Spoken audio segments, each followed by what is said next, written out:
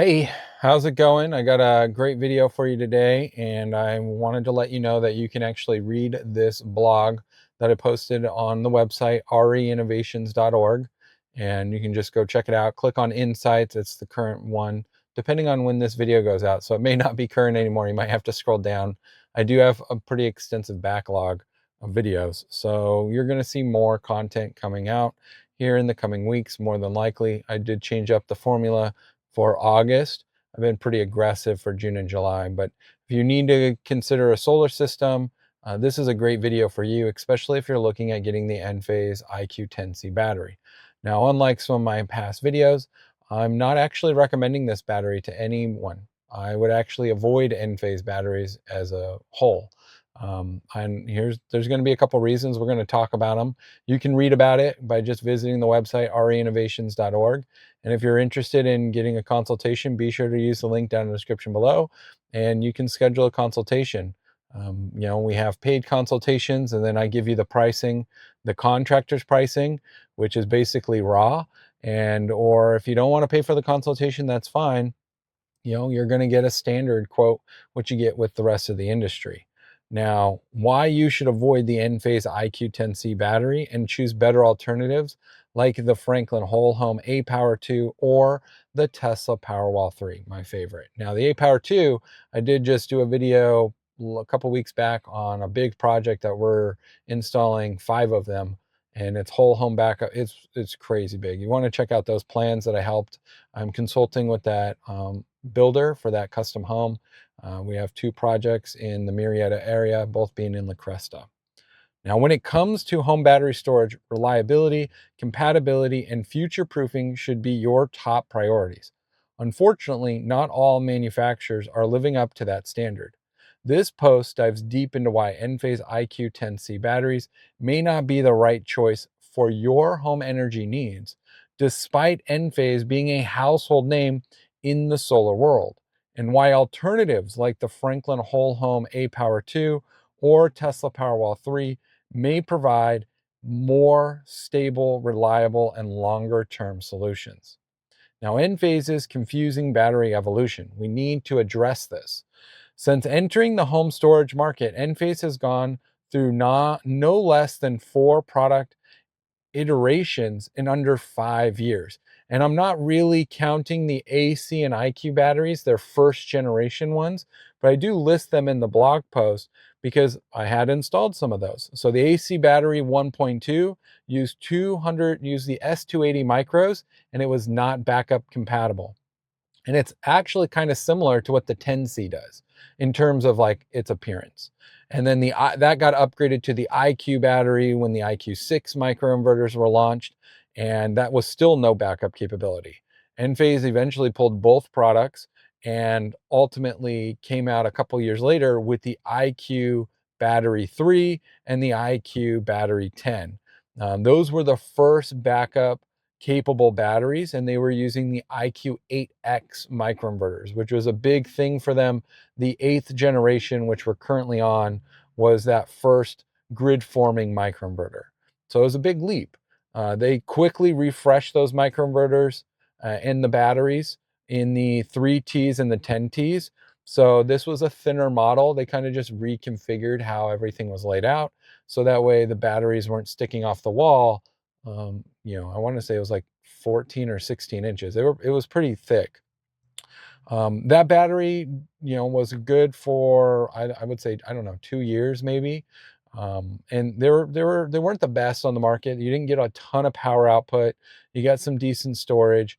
I believe the 10 and 10T, you got 3.8 kilowatts of continuous power.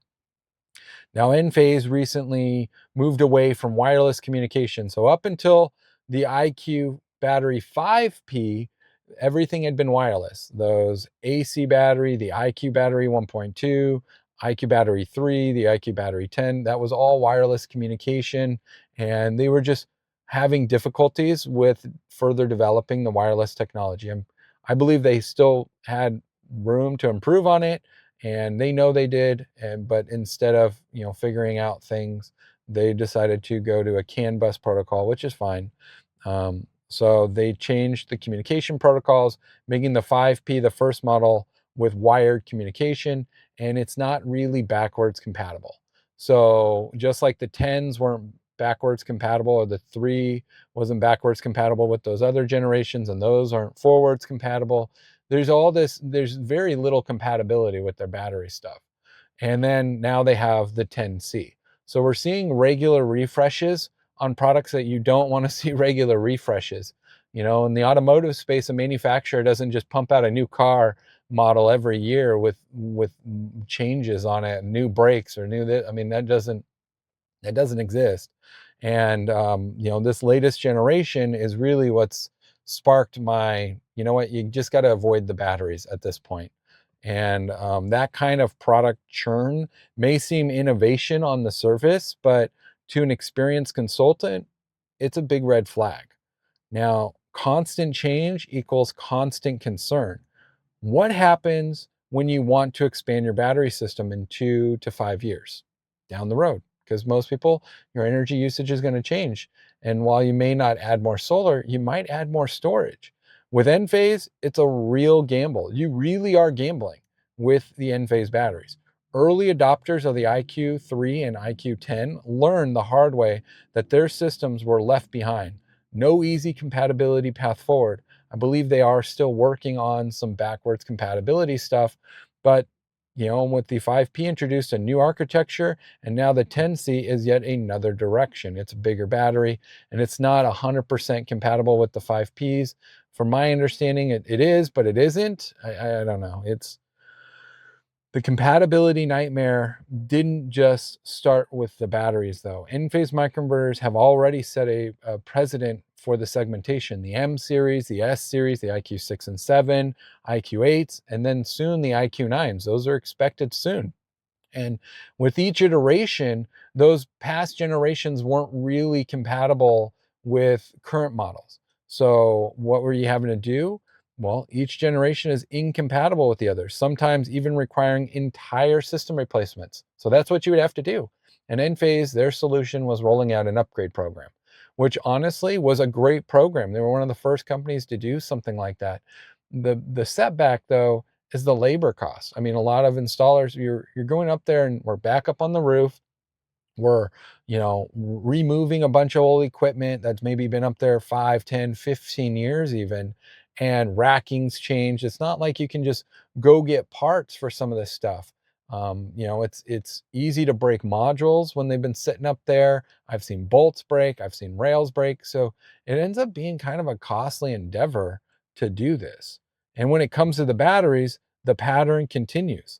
The 10C will likely play well with future IQ9 based systems, and it's going to play well with the IQ8s. But if you have older microinverters, you'll be looking at an upgrade.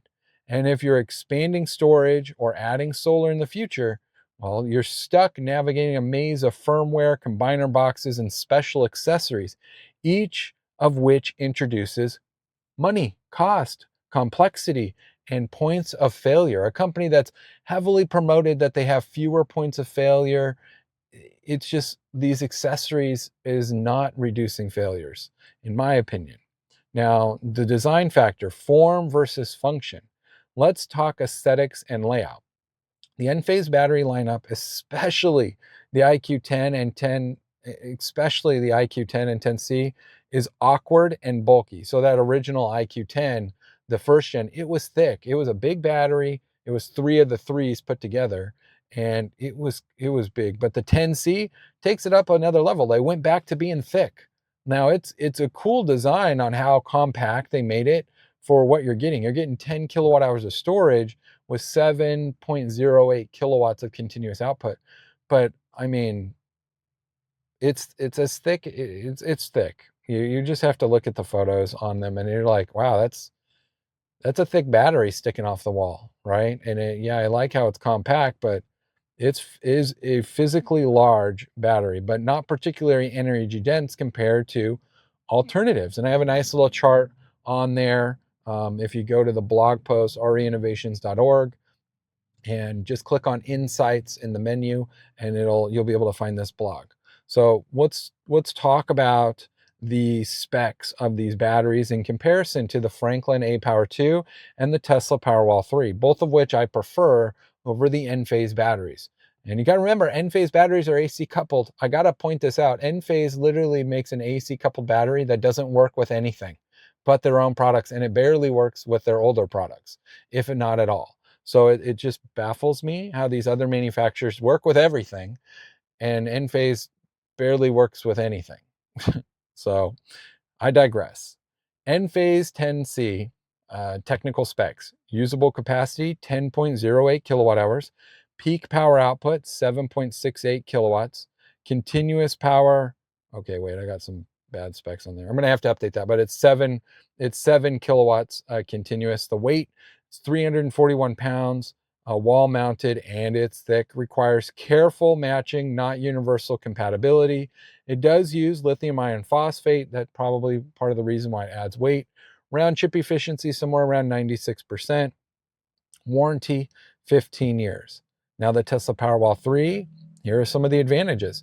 Tesla Powerwall has stood the test of time. The Powerwall 2 was sold for nearly 7 years. Nearly 7 years. The Powerwall before the Powerwall 3 emerged, giving homeowners confidence in Tesla's long-term support and compatibility. And, the Powerwall 3 it can be backwards compatible. They're still, I think, finalizing some of the software, or it might already be, depending on when this video is published. But I know they've made sure that it is working with other sites. The usable capacity is 13.5 kilowatt hours. Power output, 11.5 kilowatts. 11.5. That is a significant amount of power output. The integrated inverter, so it's a hybrid inverter, so you can connect solar straight to it. It's not just an AC battery, but you can do DC to DC coupling. It weighs significantly less, 287 pounds. It's wall and floor mounted, seamlessly stacking of multiple units, so it can get thicker. It doesn't, it's still two power walls gives you 23 kilowatt hours of power and 27 kilowatt hours of storage and 23 kilowatts of power. And it's still thinner. Two of them units stacked together is still thinner than an IQ10C. You do get a 10-year warranty from Tesla on that. So it's not as good in terms of the warranty, but honestly, these other manufacturers have to offer more because Tesla's done something right. Franklin aPower 2, a true future-proof system. Now, Franklin's aPower 2 is designed with compatibility in mind. Trust me, I've talked to these guys. These guys are on it. It works with existing and next generation models like the aPower S. They are developing and should be launching the S model, which will be similar to the Powerwall 3. So it'll be a DC coupled version. And then you'll be able to pair it up with an aPower 2. So that way you have AC coupled batteries. Really good configuration there, but you got 13.6 kilowatt hours of storage capacity, 10 kilowatts of continuous power output.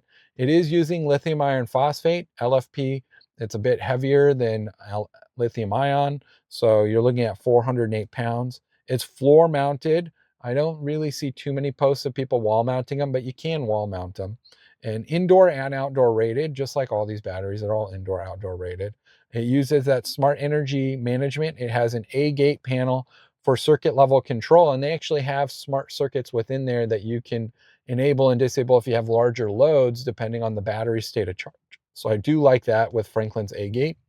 It also comes with a 12-year warranty, which is solid. It really is a good solid warranty.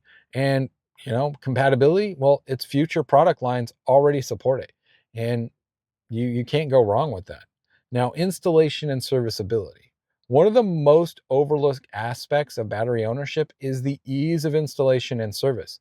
Enphase units require a very specific set of conditions to be installed correctly, often needing upgraded panels, combiner boxes, and very exact installation techniques.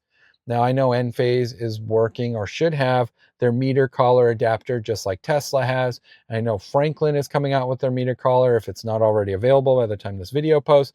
Many of these battery manufacturers are trying to simplify their stuff, but Enphase, with their design, with microinverters, you're always going to have that unique combiner box, not just a transfer switch. And if you go with an A-gate or a Powerwall and you have multiple units, you're going to end up with a sub panel or a combiner panel anyway. So just heads up in that regards.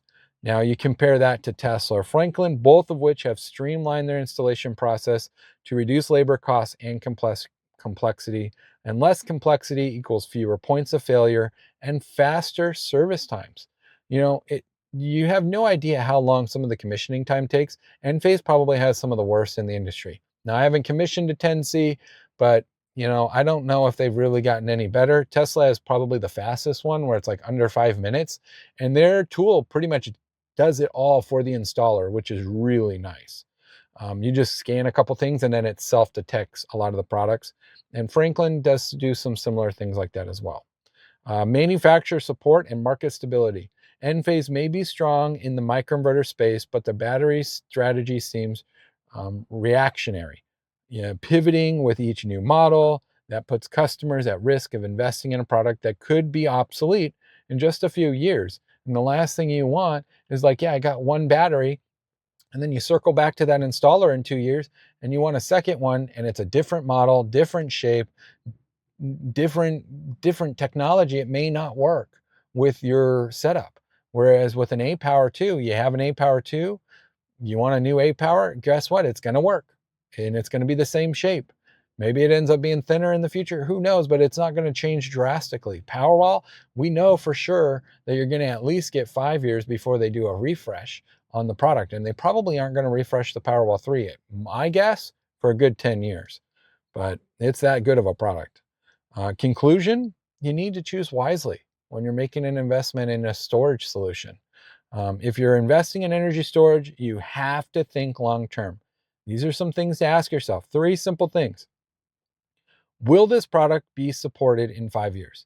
If the installer just says yes, yes, yes, well, you need to see their product lineup for that manufacturer. I just told you Enphase has had 4 variances of their battery in less than 5 years. So that doesn't sound very product compatible. And if that installer says, oh yeah, it works back, okay, so show me some photos. Show me the evidence that you've installed it a 5P on an IQ3. I want to see some proof here because I haven't seen any. And if you have, leave some comments on that. Can I add on without replacing anything? That's a good question. Do you need to upgrade the batteries in 5 years? You just spent, God knows how much to put them batteries in. You want to add a couple more and it's like, oh, it's not compatible. We'll have to upgrade you to the new models. Is Enphase going to roll out a battery upgrade program? Seems a bit ridiculous, honestly. And then the last question, does the company have a track record of compatibility? In my opinion, Enphase does not. So that's a quick no on that regards. And just doing a little bit of research, watching a video like this where someone's being honest with you and fully transparent, not just trying to sell you a nice shiny product because it's Enphase. They got a good product. They've made good microinverters. But when it comes to this battery, they've been all over the place. They really have. And they really need to sit down and stop to figure some things out. So with that said, the Enphase IQ10C might seem appealing on paper, but the reality is more complicated. Unless you're locked into all Enphase's ecosystems with no plans to expand, it's a high-risk purchase. Instead, I recommend that you look at the Tesla Powerwall, the Franklin aPower, for systems that deliver power and peace of mind and the promise of future-proof energy solutions. If you're interested in getting a quote, use the link down in the description below. I'd be happy to work with you. I consult in many different areas of the renewable energy sector. So whether you're building a home, you're a new contractor, you're whatever, I'm here to help you make the best investment in your clients and in your home. Thanks for watching. Be sure to subscribe, and I'll see you in the next one.